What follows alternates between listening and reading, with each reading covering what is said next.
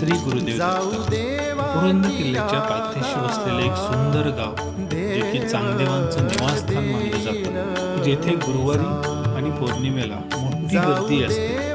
नारायणपूर हे पुणे जिल्ह्यातील पुरंदर तालुक्यातील असलेलं एक पवित्र ठिकाण आहे. नारायणपूर येथे यादवकालीन नारायणेश्वराचं मंदिर आणि पवित्र एकमुखी दत्त मंदिर आहे. यादवकालीन असून सुद्धा येथे स्वयंभू शिवलिंग आहे.